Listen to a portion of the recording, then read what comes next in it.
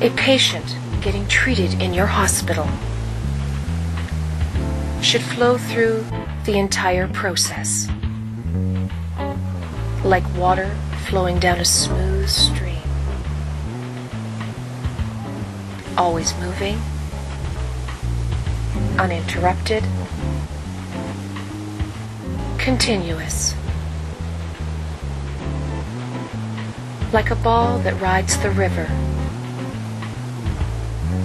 moving through the system down a direct path,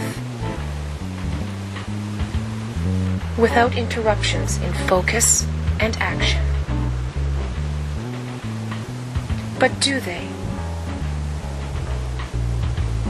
Or do we have long wait times? Transfers between departments, each with their own waiting rooms and delays.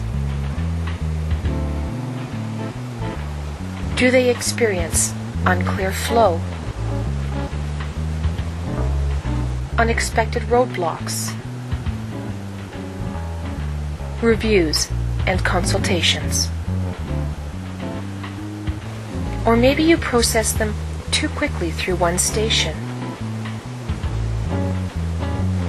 only to have them wait at the next. Ideally, a patient should flow continuously through the system and get to what they feel is the value-added part of the process. Treatment. What percentage of the time does the patient actually spend getting treated and flowing through the treatment process steps? We have found it to be less than 5%.